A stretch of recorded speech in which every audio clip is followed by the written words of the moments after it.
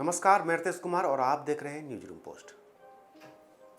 महाविकास आघाड़ी समेत सभी विपक्षी राजनीतिक दलों में क्या खिचड़ी पक रही है इस वक्त, इसका सही से अंदाजा कोई नहीं लगा पा रहा है। हालांकि बीजेपी का कहना है कि 2024 से पहले ही देश का विपक्ष हार चुका है। बीजेपी 2014 के बाद से इतनी ताकतवर हो गई कि विपक्षी दलों को लगने लगा कि अब लोकतंत्र खतरे में है, जल्दी से इन्हें हटाओ और खुद बैठ जाओ। विपक्ष में पहले मैं वाला फार्मूला शायद अपनाया जा रहा है। ताज़ा मामला महाराष्ट्र का है, जहां धाराशिव में अजित पवार को भावी मुख्यमंत्री बताने वाले पोस्टर चौक चौराहे और सड़कों पर लगाए गए। पोस्टर में अजित पवार को भविष्य का सीएम बताए जाने के बाद इस तरह के अटकलों का बाजार गर्म हो गया। इस पर भारतीय जनता पार्टी के नेता राम कदम ने कहा कि एक और एनसीपी नेता को भावी मुख्यमंत्री कहा जा रहा है। इस तरह के बैनर एनसीपी नेता के लग रहे हैं। दूसरी ओर कांग्रेस का प्रांत अध्यक्ष इसका विरोध कर रहे हैं। वो कहते हैं कि उनका ही भावी मुख्यमंत्री होगा। ये क्या चल रहा है? एक और एनसीपी नेता के बैनर लग रहे हैं कि महाराष्ट्र के भावी मुख्यमंत्री वे हैं। दूसरी ओर कांग्रेस के प्रांत अध्यक्ष उसे विरोध कर रहे हैं। वे कह रहे उनका ही भावी मुख्यमंत्री होगा। ये चल क्या रहा है? महाविकास आघाड़ी की जो वज्रमुठ सभा है, अब उस सभा में श्रीमान शरद पवार जी कहते हैं कि वे शामिल नहीं होंगे।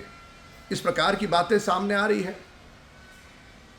और दूसरी ओर वे कह रहे हैं कि ये महाविकास आघाड़ी 2024 में गठबंधन के तौर पे चुनाव लड़ेगी नहीं लड़ेगी कुछ बोला नहीं जा सकता।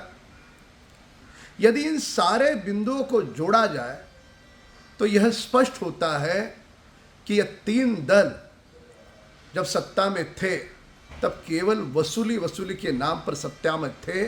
वही एकमात्र सूत्र था जो इन्हें बांधे रखता था। अब तीनों के बीच की खटास, इनका मन मुटाव, इन सारी बातों से देश के सामने आ रहा है। पूरी तरह से देश का विपक्ष टूटा हुआ है। चुनाव के पहले ही वे हार मान चुके हैं। राष्ट्रवादी कांग्रेस पार्टी के नेता अजित पवार के भारतीय जनता पार्टी में शामिल होने के अटकलों ने महाराष्ट्र की राजनीति में भूचाल ला दिया। वहीं नेता अजित पवार ने इन अटकलों को सिरे से खारिज कर दिया। दूसरी तरफ राजनीति की समझ रखने वालों का मानना है कि पर्दे के पीछे कुछ और ही खेल चल रहा है।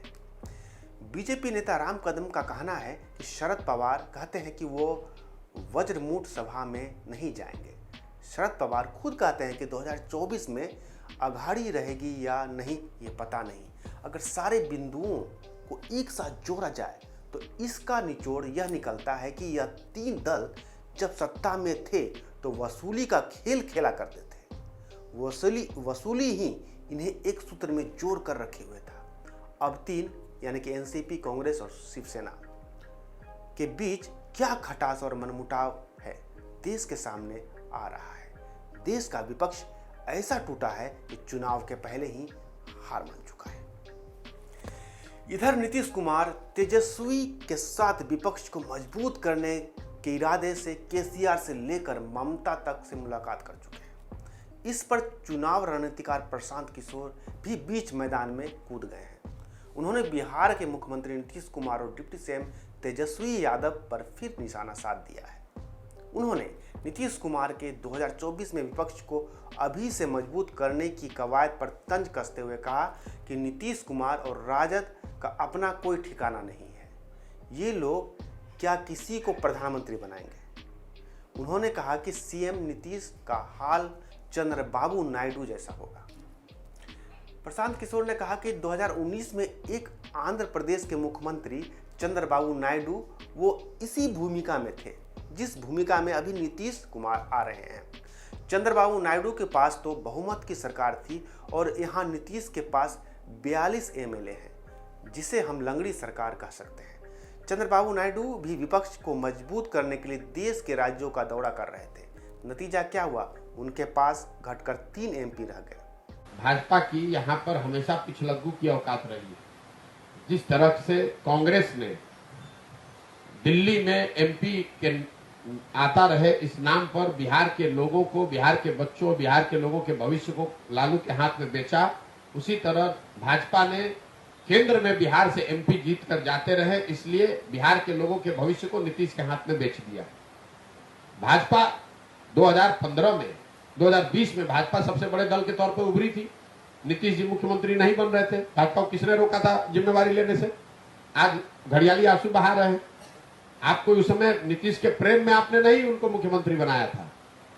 ये मुख्यमंत्री इसलिए बनाया था कि हमारा समीकरण यहाँ बना रहे और दिल्ली में हमारा 35-40 एमपी जीत कर जाता रहे। बिहार के लोग गतलखाना में जाते हैं तो जाए। तो जो काम कांग्रेस ने लालू जी के साथ मिलकर बिहार के लोगों के साथ किया, वही काम भाजपा ने नीतीश के साथ मिलकर किया है।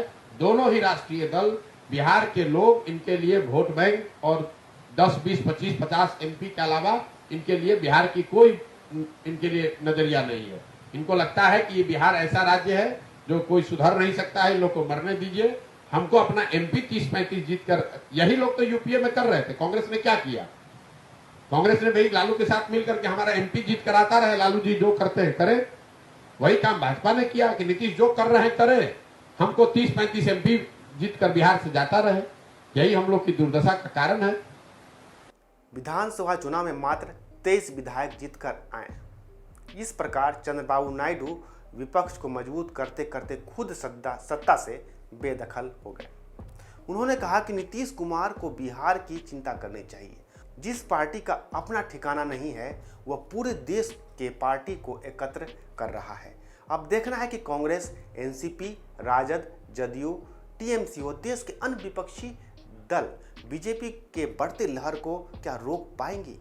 क्या उखड़ती सांसों से बीजेपी को रोक पाना संभव होगा? यह सबसे बड़ा सवाल है। आपको यह वीडियो कैसी लगी कमेंट करके हमें बताइएगा जरूर। अगर आपने चैनल को सब्सक्राइब नहीं किया है तो इसे तुरंत कर लें। फिर मिलेंगे एक नई वीडियो के साथ। नमस्कार।